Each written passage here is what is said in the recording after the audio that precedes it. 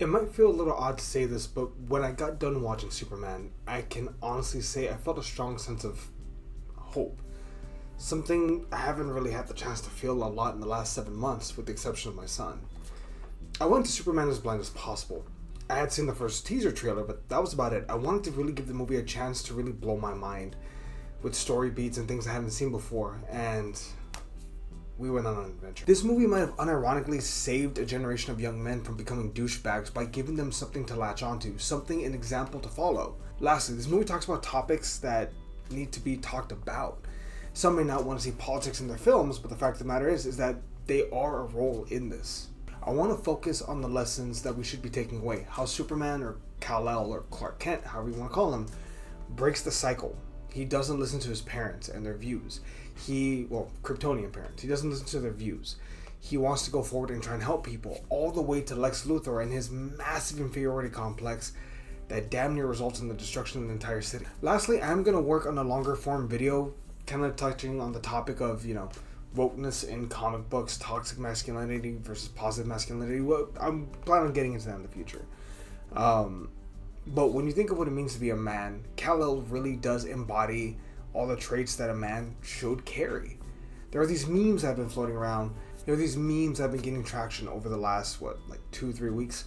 The masculine urge to be kind, the masculine urge to help others. And this is what I'm talking about, the most basic level of being a decent person. Now, this film feels very much like a moment where we're watching Kal-El figure out who he is and his place in the world. In most adaptations, we're from the viewpoint where Superman is already an established and accepted member of society. He's considered the fourth estate. He's a figure in a world where his word carries a lot of weight. People unquestionably trust him. In this version, he just lost his very first fight, and he's trying to find his place in a very complicated world. His parents from Krypton sent him to Earth with a broken message telling him to be good to the people of Earth. It comforts him. He stops a war, and later on in the film, when Lois questions him on if that was the right thing to do, he breaks it down in 5 simple words. People were going to die. And that should be enough. In a perfect world, the value of human life should be enough of a justification to help. But in our world, unfortunately, it's not enough. Now, later on in the film, and spoilers going forward, although I kind of spoiled it already now that I think about it. Spoilers going forward. It's discovered that Kal's parents sent him to Earth to conquer Earth and rule. While Superman denies this, it's never refuted. It's a twist I didn't see coming, but something that really works and speaks to the brilliance of James Gunn as a writer, because we've seen this story. This would be the third adaptation where he's told by his parents, be good and pass it on. But very much taking from All-Star Superman, they sent him to Earth to conquer it on some level, to rule as the last son of Krypton, which is a good twist that I didn't see coming. It's something that most people have to reckon with as they get older also, that their parents are flawed people and sometimes carry beliefs that you don't necessarily agree with because they're wrong. Now, it's here that we see his actual parents come into play, and we have some wonderful and vulnerable moments between them, particularly Clark and his father. His dad cries when he tells him how proud he is of him. Clark makes a choice to keep trying to help and do better. His choices are what speaks volumes. His choices are what speak volumes. It's the age-old idea of we are who we choose to be. Superman chooses kindness. I don't know. The only thing I do know is that we have to be kind.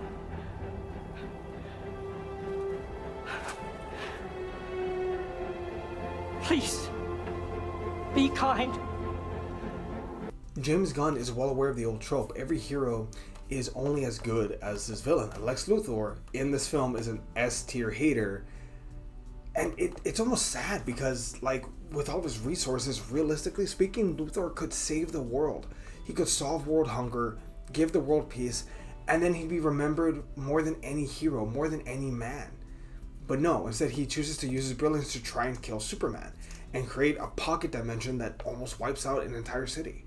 Now, this said, time will only tell if Nicholas Hoult becomes the definitive Lex Luthor, but very quickly, it's easy to see how the topic of his portrayal is in comparison to certain real life, tech bro asshole.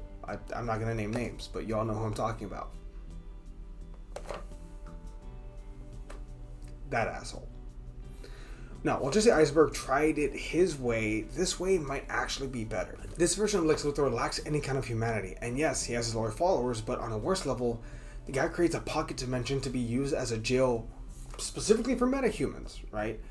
But he also throws in people in there that have opposed him in the past. Does that sound familiar and topical?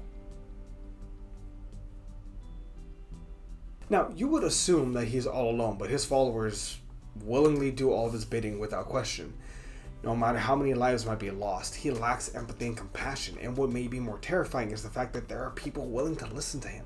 The most human thing about him are his tantrums, but even then, his obsession just tells me that he has a lot to compensate for.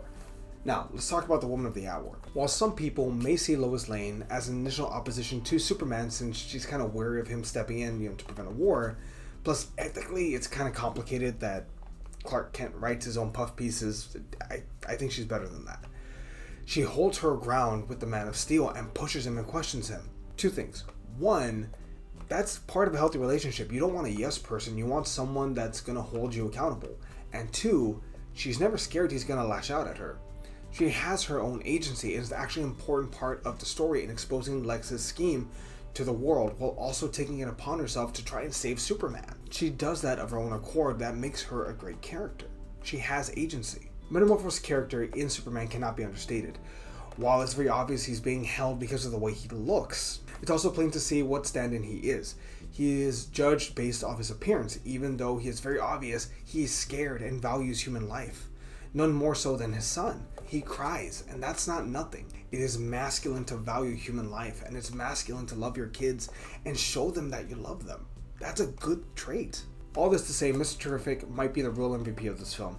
He might be funny at times, but he's also the guy in the chair that's not afraid to whoop some ass. He has a great action sequence in this where it's like everything's going on, and it's pretty funny. But Mr. Terrific is actually the one making things happen. He has his own agency as well. He's helping them get the win in more ways than one. Also, can I mention how odd it is that Jimmy Olsen is like a ladies' man? Like, how? Fine, whatever, I'll take it. There's also a lot of subtle world building, from the fact that we have the Fortress of Solitude to the Superman robots, LexCorp, and then the rest of the world. A majority of this film does take place in Metropolis, technically, because, pocket dimensions in there.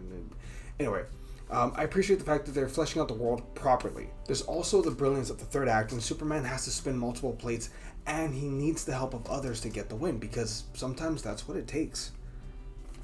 One person cannot save the world. It's going to need more. The black hole causes people to evacuate Metropolis. Superman gets out the last car and then battles Ultraman, while the Justice Gang interfere in the war, following Superman's example to save lives, while Lex throws his fit. But then the Daily Planet sends in a bombshell article that shows what a bastard Lex Luthor has been. Every character in this film brings something to the table, and James Gunn might just be undefeated with his pen. Also, before I forget to mention him, Krypto. Love Krypto. I love how Krypto was actually a part of the film in, one, taking down Lex Luthor, right? Helping Superman beat Ultraman. But Krypto feels like his own character, and I love that. He wasn't just some sidekick that's there to help sell merchandise. He's actually present. Also, I love the fact that that Clark and Krypto don't exactly get along perfectly. Like, Clark's like, oh, this fucking dog. And I like that. I love that. That's realistic. It's not perfect, and it shouldn't be. Also, Krypto might be the biggest MVP of this film for the way he beats the hell out of Lex Luthor. I loved it. I couldn't stop laughing at that moment. It's comeuppance in the best way possible. This feels like a moment to me. I'm excited for the future, both as a fan, but also as a father. It sometimes worries me that Ollie may run short of characters to look up to. Obviously, he's going to have me, my dad, his other grandfather. He's going to have positive role models in his life. But media did play a big part in my life growing up as well. Obviously, I had my father, but I also watched characters like Goku, Superman, Woody, Harry Potter, Batman.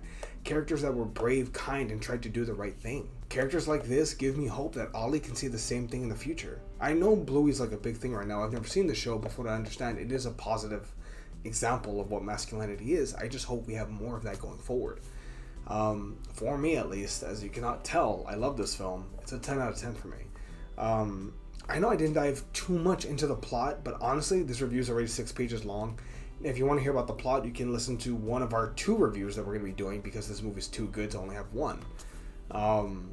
But yeah, amazing film. You can expect, I think it might end up being like a 3-part, like mini film essay series about like woke superheroes, toxic masculinity, and positive masculinity. But that'll come in the future. That said, what did you think of this film? Let us know down below. We really appreciate it.